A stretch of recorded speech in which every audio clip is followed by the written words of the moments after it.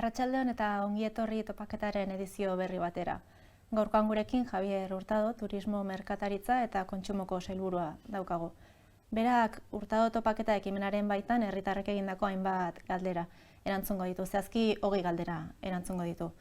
El consejero de Turismo, Comercio y Consumo responderá a varias preguntas que la ciudadanía ha tenido la oportunidad de formular a través de Irekia y redes sociales. En concreto, responderá a las 20 más votadas, aunque todas ellas recibirán respuesta de alguna manera. Ongi etorri sailburu y gracias por aceptar la invitación de Irekia. Arratsaldeon, buenas tardes. En la entrevista de hoy abordaremos temas sobre todo relacionados con el departamento que usted dirige, haciendo referencia al turismo, al comercio y al consumo. Entonces, si le parece bien, empezamos con el turismo. Lehen atala hau turismoari buruzkoa da. Vamos a empezar haciendo referencia a los fondos Next. A Sonia, ella nos ha hecho llegar la pregunta a través de Irekia, le gustaría saber si estos fondos europeos están llegando al sector turístico y para qué se están utilizando. Bueno, lo primero decirle a Sonia que los fondos Next Generation son una realidad ya en Euskadi en materias tanto de turismo como de comercio.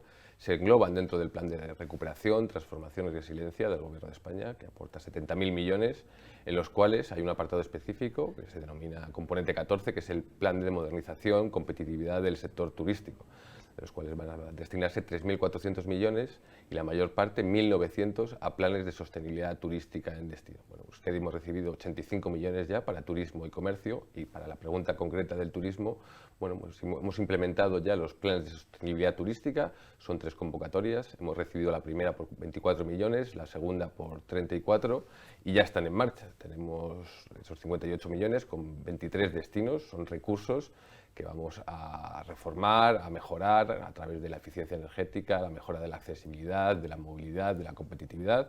Ha sido compartido con el sector, con todas las administraciones, tanto diputaciones como capitales, como ayuntamientos, Eudel, y bueno, son esos proyectos los que hemos ido trabajando y seleccionando de forma coordinada y, como les digo, ya son una realidad. Son proyectos que se están licitando, adjudicando y que hay empresas trabajando en ellos. También tenemos un programa de fondos europeos específico, que es el de rehabilitación del patrimonio histórico de uso turístico, con 5,5 millones para 19 bienes de interés cultural. Está coordinado también con el Departamento de Cultura y bueno, lo llevamos recientemente al Consejo de Gobierno. Y por otro lado también tenemos una partida específica de fondos Next Generation, de ayudas a la eficiencia energética por valor de 3,9 millones para todo el sector hotelero, que está en marcha y que todavía pueden acudir las empresas. Pues yo creo que es importante que sean una realidad y también hacer una pequeña reflexión sobre lo que suponen. O sea, todos vivimos lo que fue la crisis financiera del 2007-2008, bueno, a mí me tocó también gestionar en esos momentos en el Gobierno de España en un ministerio, y es totalmente distinto a lo que se está realizando en estos momentos. Si recordamos, pues allí se trataba de la austeridad expansiva, de recortes, y en cambio en esta crisis se ha afrontado de una manera totalmente diferente. Lo que es, hay una inversión, hay un modelo diferente en Europa, hay que valorar también el trabajo del Gobierno de España y de todas las comunidades en esa coordinación, y el trabajo del presidente Pedro Sánchez a la hora de reclamar esta forma distinta de afrontar una crisis. Donde antes había austeridad y recortes, ahora lo que hay es una coordinación en Europa, lo hemos visto por ejemplo con la compra de vacunas o también con la implementación de estos fondos de recuperación, que son muy importantes, y en el caso, bueno, pues del turismo y el comercio son una realidad ya en Euskadi. La siguiente cuestión está relacionada con las viviendas o los apartamentos turísticos. A una persona le interesa saber cuál es el procedimiento de control que se aplica en estos casos. Bueno, creo que lo primero es importante aclarar algunos términos. Yo creo que hay que diferenciar lo que son apartamentos turísticos frente a viviendas y habitaciones para uso turístico. Son diferentes, tanto en su origen como en su finalidad. Los apartamentos turísticos son construidos con una finalidad turística y es lo que todos entendemos como un apartahotel. Y por otro lado tenemos las viviendas o habitaciones de uso turístico, que son diferentes, son dentro de edificios de uso residencial que luego se destinan, con lo cual yo creo que es importante hacer esa diferenciación. Bueno, pues el control es importante por todas las administraciones. Destacar que en el caso de las viviendas de uso turístico o habitaciones de uso turístico intervenimos todas las administraciones. Por un lado los ayuntamientos, porque son los competentes en la gestión urbanística y a través de sus planes generales son los que pueden limitar zonas o pueden poner una serie de características sobre esas viviendas en su municipio. Por otro lado, tenemos a las diputaciones, que son las que intervienen en todo el tema de fiscalidad y tributación, y también tienen su regulación. Por otro lado, también interviene, por ejemplo, el Gobierno de España con la Ley de Propiedad Horizontal, que modificó recientemente, bueno, en el 2019, y recordar que ahí hubo una modificación en la que ahora las comunidades de vecinos, con una mayoría de 3/5, pueden limitar también las viviendas o habitaciones de uso turístico en sus edificios.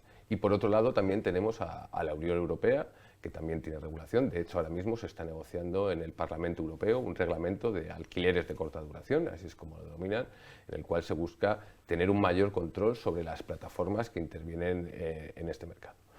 Y por último, la comunidad autónoma tenemos nuestros procedimientos de control y nuestra legislación.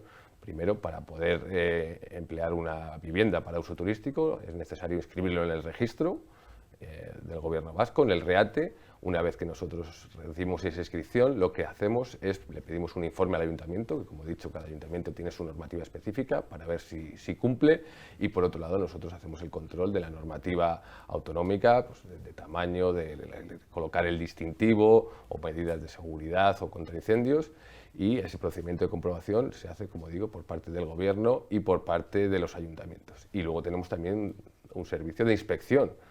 Lo que nos preocupa son sobre todo las viviendas clandestinas.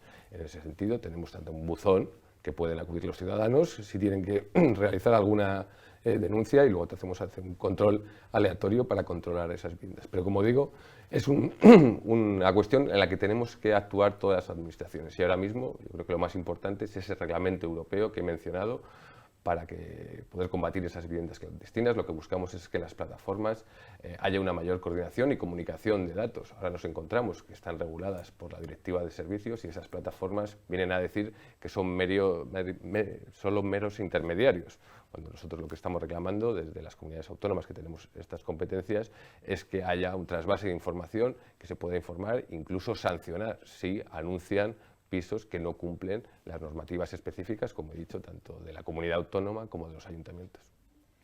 Un poco siguiendo esta línea, a Igor le gustaría saber si se va a poner, si se va a hacer algo para poner un poco de freno a la apertura de más hoteles o más pisos turísticos, tal y como se ha hecho desde el Ayuntamiento de Donosti. Él nos explica que vivió en el casco histórico de Bilbao y desde su experiencia cree que una medida de estas características es necesaria. Bueno, lo que tengo que decirles en referencia también a la anterior pregunta es que son las competencias de los ayuntamientos en base a la Ley de Instituciones Locales. Son los que tienen las competencias para ordenar y gestionar el urbanismo a través de sus planes generales de ordenación urbana. Y ahí lo que vivimos es que hay realidades diferentes. En algunos ayuntamientos están tomando ese tipo de medidas porque lo creen necesario, de zonas saturadas o de limitación. En cambio, en otros municipios lo que tienen es una necesidad de ampliar su plaza hotelera o otro tipo de establecimientos. Bueno, pues ese es el respeto de la autonomía local, que son en este caso las administraciones locales las que tienen esa posibilidad. Desde el Gobierno vasco lo que hacemos es respetar esa autonomía. También hemos implementado pues una coordinación con Eudel para que, sobre todo los pequeños ayuntamientos puedan tener también capacidad para tomar sus propias decisiones. Pero bueno, como he dicho, no es lo mismo Donosti que Barakaldo, que Legutio. Bueno, pues esas son distintas realidades, se tienen que afrontar, y como he dicho antes, tenemos que actuar todas las administraciones, y en este caso yo creo que lo más importante es esa actuación municipal y también esa actuación a nivel de Europa, que esperemos que ese reglamento, que va en la buena dirección para ese mayor control de las plataformas, pero incluso nosotros hemos defendido en el Comité de las Regiones, en un reciente dictamen, que también se pueda sancionar a esas plataformas cuando anuncian pues viviendas o habitaciones de uso turístico que no cumplen con nuestra normativa. Centrándonos un poco en la capital de nuestra comunidad autónoma, ¿cómo se podría fomentar que se celebren más eventos en Vitoria-Gasteiz? Según nos trasladan, Bilbao y Donosti se llevan la gran mayoría de la inversión en materia de turismo. Bueno, primero decir que no es verdad, y eso se lo dice un vitoriano y un alavés.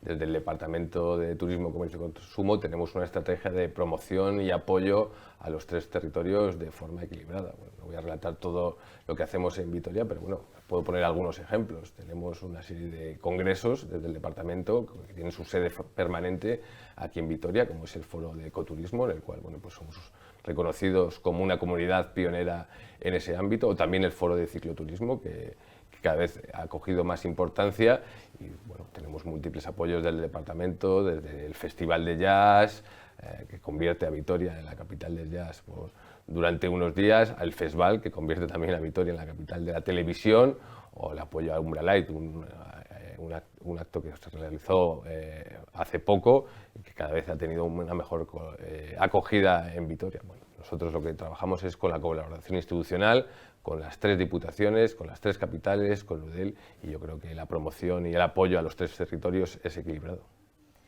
Beñat García Sagarzazu, vía Instagram, pregunta lo siguiente. ¿De qué manera valora que el turismo en Euskadi se centre o se enfoque hacia el lujo? ¿Se está trabajando en esa dirección desde el gobierno vasco o las metas son otras? Bueno, decirle a Beñat que discrepo con esa apreciación. Yo creo que si Euskadi destaca por algo es su variedad. Y bueno, yo lo digo mucho, en Euskadi son bienvenidos todos los visitantes, ya vengan con mochila, con alforjas en la bicicleta o con maleta. Nosotros impulsamos múltiples productos y, como digo, bueno, pues una de las principales características de Euskadi es que en un pequeño territorio, lo que se puede recorrer en apenas 2 horas, de esquina a esquina, bueno, pues tenemos una variedad muy importante. Nosotros trabajamos productos como el turismo familiar, el turismo industrial, cicloturismo, ecoturismo, naturaleza, con nuestros 9 parques naturales. Le damos mucha importancia a la gastronomía. De hecho, bueno, pues nuestros propios estudios dicen que la mayoría de nuestros visitantes, una de sus principales motivaciones para venir a Euskadi es la gastronomía. Y dentro de todos estos productos, pues también tenemos un producto específico que se llama Euskadi Confidencial, que sí que va dirigido a ese segmento de la población, con actividades singulares, únicas y más personalizadas, pero como digo, dentro de un abanico de productos que promocionamos. Y todos ellos siempre bajo el amparo del código ético. Hemos sido la primera comunidad autónoma que hemos implantado un código ético de acuerdo con los estándares de la Organización Mundial del Turismo, en el cual, bueno, lo que buscamos no es simplemente un decálogo que tienen que cumplir las empresas, sino que hay una auditoría, se trabaja con el sector, con todos nuestros establecimientos, en el cual, bueno, pues se busca, por un lado, el respeto a la diversidad cultural y patrimonio cultural que tenemos y natural, una promoción del turismo sostenible y responsable, también la promoción de la economía local y la participación activa de la población local en el desarrollo del turismo. Es por todos sabido que tenemos 3 capitales, que es un gran foco de atracción, pero lo que buscamos desde el departamento es que los flujos pues, se repartan por todo el territorio. También la protección y defensa de los derechos humanos, evitando discriminación, la promoción del diálogo y la cooperación entre los diferentes actores que trabajan en el sector turístico. Por lo tanto, en conclusión, creo que tenemos una oferta variada y lo que buscamos son todo tipo de turistas, pero siempre que sean respetuosos y cumplan ese código ético. Hablemos un poco de la tasa turística, un impuesto especial que se aplica a los alojamientos turísticos y que a nivel estatal está en vigor en comunidades como Cataluña o Baleares. Sigor pregunta, ¿para cuándo una tasa turística en Donosti? Bueno, yo es algo que ya he explicado varias veces y que bueno, voy a intentar volver a explicarlo con claridad. Bueno, la propuesta de un impuesto sobre estancias turísticas ya se produjo esa propuesta en la pasada legislatura. De hecho, fue un consejero socialista en que a través de un trabajo minucioso hizo una propuesta en la que tiene que ser consensuada con todos los actores. En este caso con diputaciones, con las capitales y con Eudel. Bueno, pues ese trabajo y esa propuesta que se planteó en la pasada legislatura no encontró el consenso de todos los actores y bueno, pues no se llegó a cabo. En esta legislatura tenemos una situación distinta. Yo me tengo que guiar por la hoja de ruta, que es el acuerdo de gobierno de coalición, en el cual no se contempla la creación de ese impuesto. Pero bueno, de todas maneras hemos dicho que cualquier propuesta sería estudiada, pero siempre que cumpla una serie de requisitos, que es que se cumpla el Estatuto de Gernika y el concierto económico. Y como he dicho antes, nos hemos mostrado siempre dispuestos a estudiar cualquier propuesta, pero no hemos recibido ninguna propuesta seria.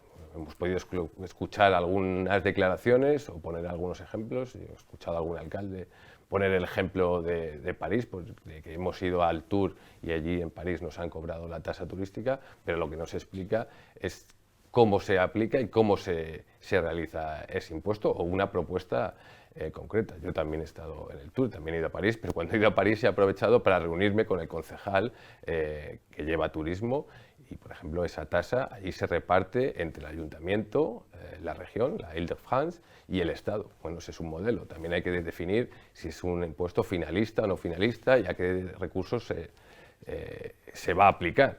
Bueno, pues yo creo que ese trabajo no se ha realizado por parte de Donostia, en este caso, que es la que lo reclama. El propio ayuntamiento anunció, yo lo he escuchado y lo he leído, un grupo de trabajo con la Diputación para hacer algún tipo de propuesta. Bueno, pues desde el departamento no hemos tenido ninguna noticia ni ninguna propuesta. También hay un acuerdo de las Juntas Generales para pedir al órgano de coordinación tributaria, que recuerdo que todos en ese órgano son miembros del Partido Nacionalista Vasco, en el cual se pedía también un tipo de propuesta y a nosotros no nos ha llegado. En definitiva, nosotros, como he dicho, había una propuesta en la pasada legislatura que no recibió el consenso de todas las administraciones. Ahora mismo, a día de hoy, el acuerdo de gobierno no lo contempla. También hay que recordar que venimos de una legislatura en que hemos pasado 2 años de pandemia. Parece que hay gente que se le olvida, a mí no se me olvida, y todo lo que sufrió el sector turístico, y que cualquier medida necesita de un consenso. Entonces, más allá de declaraciones o algunas intervenciones que yo creo que se deben más a pagar otro tipo de situaciones que hacer una propuesta concreta, pues esperemos que en la próxima legislatura sea el momento de abordar. Ahí serán los partidos políticos los que llevarán, y el futuro gobierno yo creo que es un tema que deberá ser estudiado. Pero bueno, a día de hoy la verdad es que veo más posibilidades de que haya una postura de consenso dentro del Partido Socialista de Euskadi o de otros partidos que del propio Partido Nacionalista Vasco, que representa el alcalde que viene reclamando este impuesto. Según la persona que nos ha hecho llegar la siguiente cuestión, el ocio nocturno de Euskadi es cada vez más peligroso y esto afecta a la mala imagen o tiene una mala repercusión a la hora de elegir Euskadi como destino vacacional. ¿Qué medidas se están adoptando para garantizar la seguridad de los turistas? Bueno, por un lado decir que la seguridad no es competencia de mi departamento, que es el turismo, comercio y consumo, pero bueno, decir que Euskadi es un destino seguro. Bueno, nuestras tasas tanto de homicidios o de delitos, yo creo que están por debajo de la media europea, y la seguridad aparece en nuestros estudios, los que realizamos, eso sí, desde el departamento a los turistas y a los visitantes, como un aspecto positivo. Ahora bien, pues el Gobierno vasco obviamente trabaja en colaboración con ayuntamientos pues para mejorar esa seguridad. Yo creo que casos puntuales no pueden extrapolarse a dar una sensación que no es real, pero obviamente hay que abordarla. Y también hay un trabajo de fomento de la responsabilidad de los propios locales y de ese ocio nocturno que se está llevando a cabo, como digo, pues entre el Departamento de Seguridad y los distintos ayuntamientos. Yo creo que en conclusión Euskadi es una Euskadi plural, variada, segura, acogedora, y donde velamos por la seguridad de todas las personas que nos visitan. A continuación nos vamos a referir al Camino de Santiago y a su paso por nuestro territorio. A Íñigo le gustaría saber de qué forma se impulsa la promoción y el desarrollo del Camino de Santiago a su paso por Euskadi, y pregunta si participa usted en las comisiones de entre distintas comunidades autónomas para el fomento del Camino de Santiago, como puede ser, por ejemplo, el proyecto Enciende el Xacobeo. Bueno, decir que la promoción del Camino de Santiago es un aspecto importante desde el departamento, pero antes de nada recordar algo que quizás no se sepa o que no conozca todo el mundo, es que tenemos 2 caminos de Santiago. Por un lado tenemos lo que se denomina el Camino de la Costa, que son 214 kilómetros en 8 etapas, que va desde Irún a Cobarón, y por otro lado el del interior, son 249 kilómetros de 7 etapas, que va de Irún a Puebla de Arganzón, y luego con posibilidad de ir a Briñas o Miranda de Ebro. Bueno, pues los Caminos de Santiago son, como he dicho antes, parte de nuestros recursos turísticos y los promovemos de muy diferentes maneras. Por un lado tenemos colaboración con prensa especializada que vienen, por ejemplo, hace poco tuvimos al periodista Julius Bienert del canal Cocina, revistas especializadas de Europa, la última que vino pues de escalada y montaña de Holanda, o el Planeta Turismo de la televisión digital brasileña. Bueno, pues es un trabajo de promoción que hacemos como he dicho, con prensa especializada. Por otro lado, también trabajamos acudimos a ferias como Fireway, que es la feria profesional del Camino de Santiago, proporcionando lo que es el camino en Euskadi. También tenemos un acuerdo de colaboración que se denomina España Verde, en el cual colaboramos las 4 comunidades del Cantábrico, Galicia, Asturias, Cantabria y nosotros, y el Camino de Santiago pues, es un producto prioritario en el cual hacemos promoción, edición de guías en 4 idiomas y promoción de campañas de prensa tanto individuales, cada una de las comunidades autónomas, como coordinadas. Y luego también decir, como he mencionado en una respuesta anterior, que contamos con 5,5 millones en fondos Next Generation para la restauración y mejora de 14 bienes de interés cultural dentro del Plan Nacional Xacobeo. Hablando un poco de caminos, pasemos al ámbito ciclista. Miquel Brindas, él es miembro de una asociación ciclista. Se ha referido a la estrategia ciclista y a las nuevas rutas que se han presentado recientemente. ¿Qué plantean en la estrategia para los que usamos habitualmente la bici? Pregunta él. Bueno, primero, reforzar lo que dices, somos muchos los aficionados y los que usamos la bici, tanto a diario para acudir al trabajo como para el ocio, los que vivimos en Euskadi. Luego, bueno, también decir que tenemos una larga tradición, tenemos unas buenas infraestructuras y unos profesionales implicados. Bueno, pues el departamento lleva ya mucho tiempo trabajando en una estrategia de cicloturismo de Euskadi y que ahora contamos con un empuje muy importante como va a ser el Grand Depart del Tour de este año. Y bueno, lo que tenemos que decir es seguir trabajando en esa estrategia para llegar a ser uno de los destinos punteros en cicloturismo.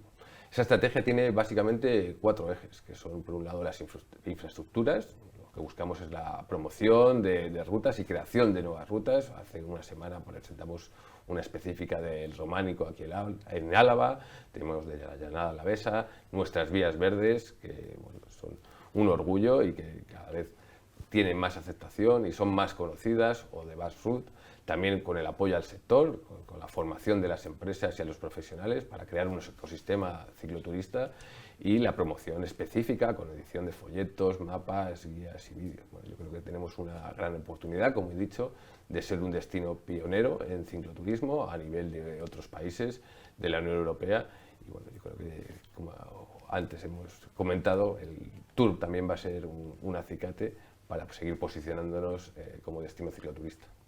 Horrela bukatutzat emango dugu lehen atal hau eta bigarrenera joko dugu, merkataritzarena. El comercio ha sido otro de los temas que ha suscitado bastante interés entre la ciudadanía, sobre todo el comercio local.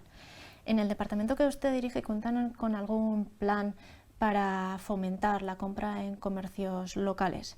En este sentido, Pilar pregunta sobre las ayudas que el gobierno vasco tiene para este comercio de barrio, digamos. Bueno, primero decir que fomentar y apoyar el comercio local es una de las prioridades del departamento y así lo venimos haciendo durante toda la legislatura, tanto con ayudas ordinarias como extraordinarias, en los momentos más difíciles de la pandemia. Bueno, tenemos una ayuda específica, que es la de modernización de establecimientos comerciales, que ahora son 4 millones anuales. Hemos pasado de 1,35 cuando empezamos la legislatura a 4 millones. Bueno, pues se busca modernizar todos nuestros establecimientos, son ayudas que pueden pedir todos los establecimientos pequeños o medianos. Tenemos un programa específico de emprendimiento comercial con 1,9 millones. De fondos europeos hay uno específico de fondo tecnológico, que son 4 millones, 2 convocatorias. Una la aprobamos recientemente en el Consejo de Gobierno, que todavía está abierta para que puedan modernizar esos establecimientos. También tenemos una red de oficinas técnicas de comercio, que está financiada por el Gobierno vasco, que da asesoramiento y dinamización a nuestro comercio local. Y como he dicho antes, también pues en los momentos más duros de la pandemia pusimos en marcha 3 ediciones de Euskadi Bono Denda, que inyectaron más de 23 millones de euros en el comercio local. También tenemos otras colaboraciones, otras herramientas, como es la Escuela Vasca de Retail o el programa Euskomer de digitalización, en colaboración con las cámaras de comercio, y otro programa específico, como es el Berris Empresa, de transmisión empresarial. Es un tema que nos preocupa especialmente. Tenemos una edad media de nuestros comercios, o de nuestros trabajadores en comercio, que es alta, y bueno, hay comercios que son viables, que son que tienen una rentabilidad y que pues porque se acerca la edad de jubilación de algunas personas, pues que se consiga llegar a esa transmisión a otras personas. También tenemos un observatorio específico en el departamento, Enfocamer, el cual a través de la inteligencia comercial y el análisis de tendencias de datos lo compartimos con el sector para que puedan tomar sus propias decisiones. También está en marcha ya la Estrategia Vasca de Comercio, Merkataritza 2030, es decir, con una visión a futuro de lo que tiene que ser el comercio, que todos entendemos que ha cambiado en los últimos años, y no es una cosa que pasa en Euskadi, sino que pasa en todo el mundo. Han cambiado los hábitos de consumo, nuestra forma de consumir es totalmente diferente. Ahora mismo conviven 5 generaciones a la hora de comprar con hábitos muy diferentes, ¿no? Desde los más mayores, una relación con las redes y con la tecnología muy diferente a la que tienen los más jóvenes. También se busca trabajar la omnicanalidad, es esa relación que no sea solo la presencial, sino que también el propio comercio local tiene medidas de digitalización y de posibilidades de venta online. Y por último, hay que hacer un proceso de cambio del hábitat urbano. Yo soy un firme defensor, y lo digo muchas veces, de la reconquista del espacio público por parte de los ciudadanos en nuestras ciudades. Y además es que ya todos los estudios de las principales universidades, de los estudios de comercio, nos dicen que medidas como la peatonalización, las zonas de calmado de tráfico, la transformación de las ciudades son muy positivos para el comercio y la hostelería. Bueno, yo creo que estamos en un momento, además ahora de cara a las elecciones municipales, yo creo que se está haciendo un buen trabajo en Euskadi, pero que hay que ir más allá. Creo que necesitamos alcaldes valientes para cambiar ese hábitat urbano y recuperar ese espacio para las personas. También, sobre todo, pensando en las más vulnerables, pero yo creo que, por ejemplo, los espacios que ocupan los vehículos en nuestras ciudades, pues es algo que tiene que cambiar. Yo pongo un ejemplo que es muy gráfico, que lo digo, esto no es igual que cuando fumábamos en los aviones. Parece ser que ahora nos parece un disparate o algo muy lejano, pero hace apenas 20 años es algo que hacíamos. Bueno, pues yo creo que esa transformación de las ciudades lo vamos a ver de aquí a esos 20 años, unas ciudades mucho más habitables. Bueno, sinceramente, para mí la libertad no es poder acudir con un todoterreno a la puerta del colegio y subirlo al bordillo de la acera. Para mí la libertad es que mis hijos puedan ir en bici al colegio y tener unas ciudades muy diferentes que, como digo, van a ser mucho mejores para nuestro comercio local y para nuestra hostelería. Tokiko merkataritzaren gaiarekin jarraituz, pertsona anonimo batek landa eremuko merkataritzei laguntza emateko neurriei buruz galdetu dugu. ¿Qué nos puede explicar sobre las iniciativas que se están poniendo en marcha para apoyar a esos comercios de las zonas más rurales de Euskadi? Bueno, no voy a repetir, pero todas las ayudas perdón, que he comentado en la anterior respuestas, obviamente están destinadas a todos los comercios, ya sean de una zona rural, del municipio más pequeño o de la ciudad más grande. En ese sentido, también hay dentro de los fondos Next Generation una convocatoria de ayudas específicas para mercados rurales sostenibles, en la cual, bueno, pues en Euskadi hemos tenido 2 proyectos seleccionados. Por un lado, uno específico del Ayuntamiento de Ezkio y Chaso para la transformación de productos locales y ecológico, y un plan de impulso del comercio rural en Álava. Buscamos una cohesión comercial de los núcleos rurales, su digitalización. Esto va a afectar a 47 de los 51 municipios alaveses. Y bueno, pues todo lo que he dicho en la anterior respuesta de ese apoyo al comercio local, por supuesto que también en las zonas rurales.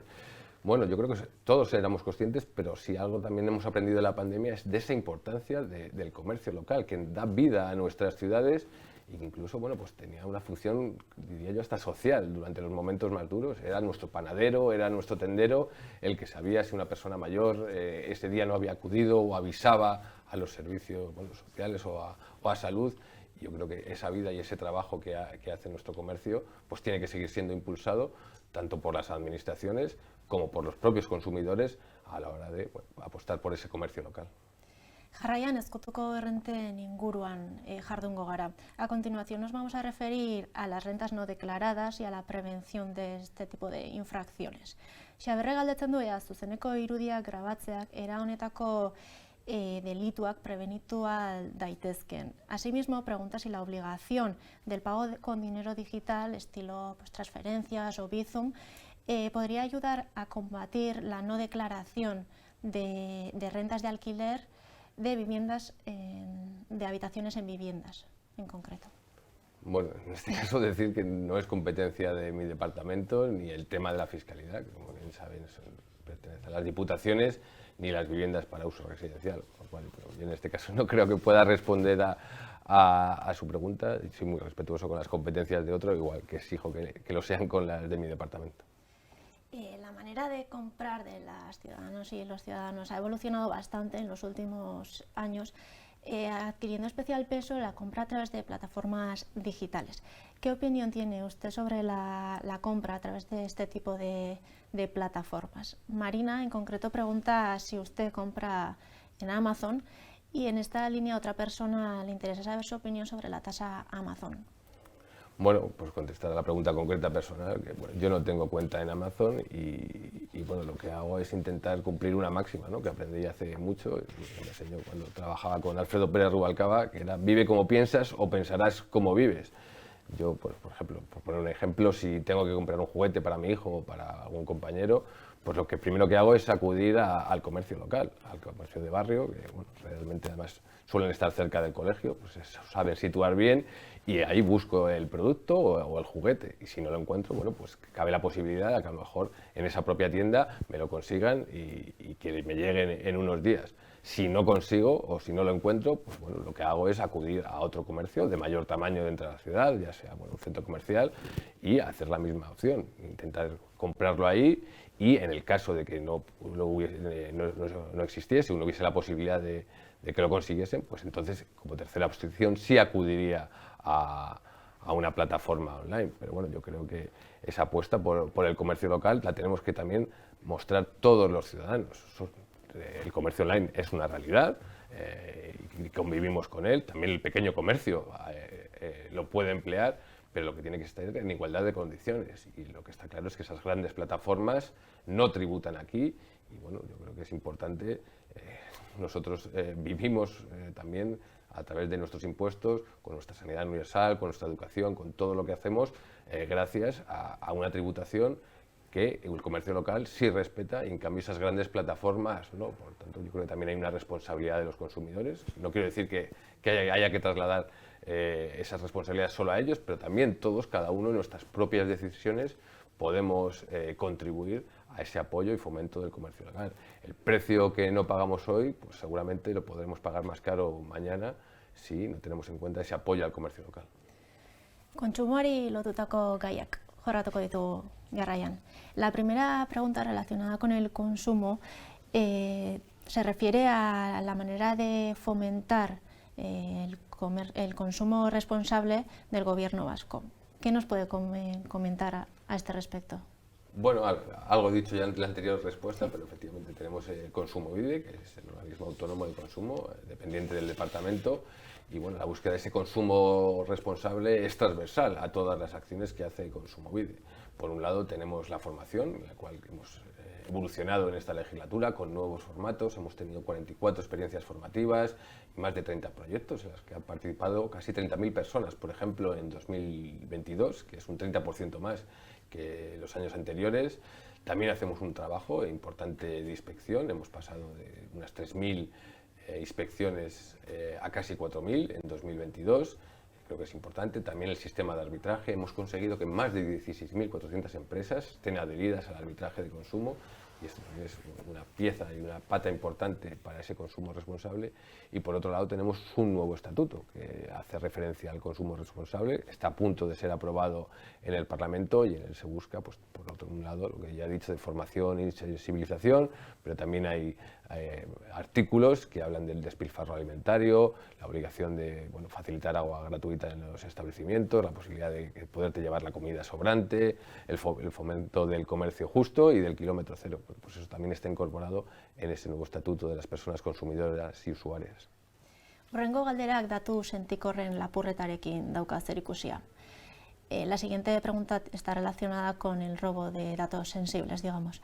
Automatikoki atzeman aldaiteke salaketarik egonez bada edo administrazioari jakinarazi ez bazaio, hirugarren herrialdeetan merkaturatutako lapurretak justiziarekin modu eraginkorrean kolaboratzen ez badu. ¿Se puede detectar automáticamente el robo de datos sensibles cuando no hay denuncia alguna o no se ha informado adecuadamente a la administración en caso de robo de estos datos sensibles en terceros países que no colaboran adecuadamente con la justicia?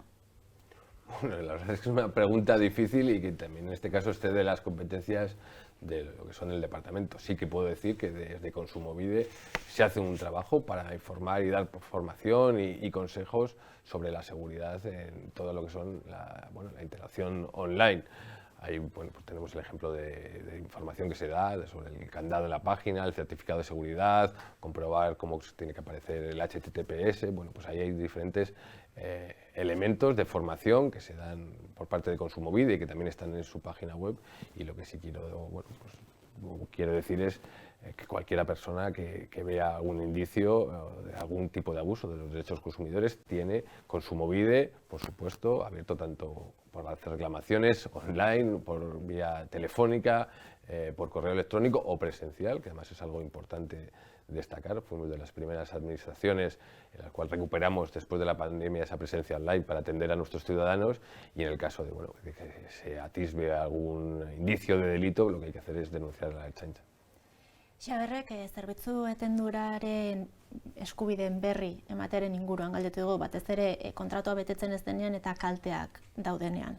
Xaber ha preguntado sobre informar en relación a los derechos de suspensión de un servicio en caso de incumplimiento de contrato cuando hay daños y perjuicios. ¿Qué nos puede contar a este respecto? Bueno, es importante, antes he comentado, está a punto de aprobarse el Estatuto de la Persona Consumidora y Usuaria en el Parlamento. Es reformar una ley que venía del 2003, en el cual también hemos tenido la creación de Kontsumobide hace 10 años. Creo que era importante hacer esa reforma para adecuar a las nuevos hábitos y defender mejor los derechos de los consumidores. En ese sentido, pues este estatuto va a reforzar mucho los derechos de información. Por un lado, como bien dice la pregunta, en contratos de servicios de interés general, como pueden ser el agua, la luz, va a ser obligatorio avisar con 15 días de antelación antes de proceder a cortarlos. También hay una parte del articulado importante para ofrecer información previa antes de contratar un servicio.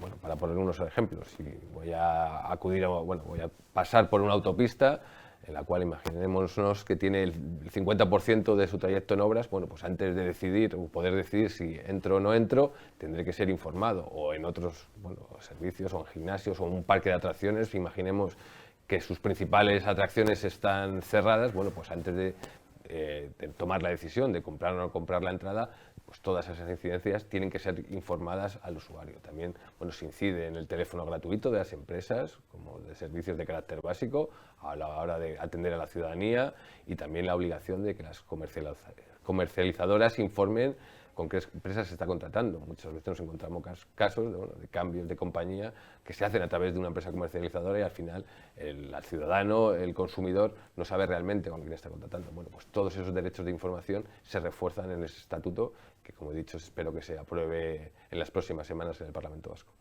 Pues vamos a terminar con una reflexión que nos ha hecho llegar Ángeles Moreno.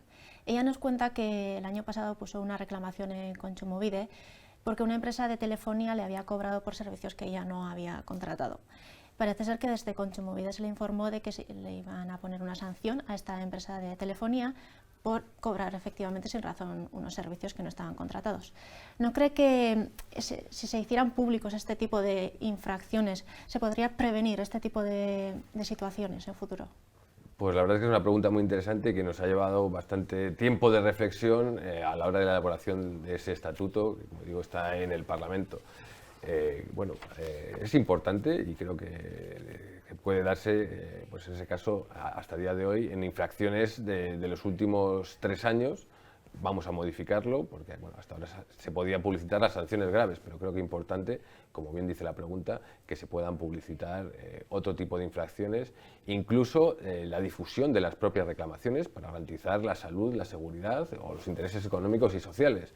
En este caso, nosotros con la anterior legislación nos vemos muy constreñidos a la hora de dar publicidad. Si podemos publicitar las sanciones graves, pero entendemos que tanto las sanciones reiteradas en los últimos 3 años tienen que ser publicitadas para que las conozca la ciudadanía y, como he dicho, en el caso de algunas reclamaciones, cuando sea de ese interés social para garantizar la seguridad o la salud, también podamos publicitarlas. Y por otro lado, otra de las novedades en la que es pionera esta ley es que se va a incluir la indemnización en la propia sanción.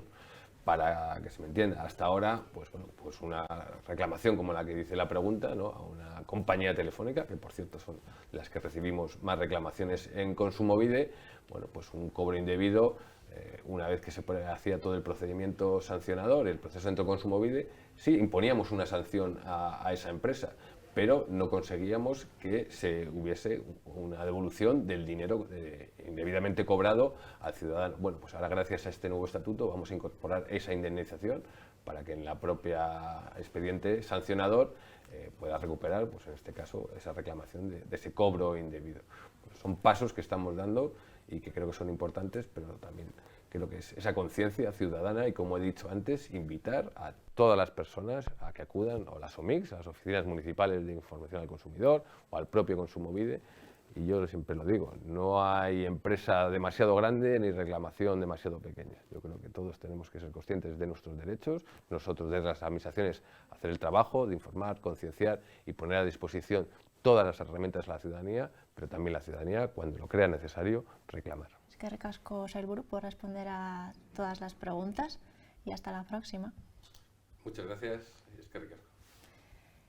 Gaur erantzun ez diren gainerako galderak, artikulu baten erantzungo ditu Hurtado sailburuak eta eskuragarri izango duzu datozen egunetan Irekiaren webgunean.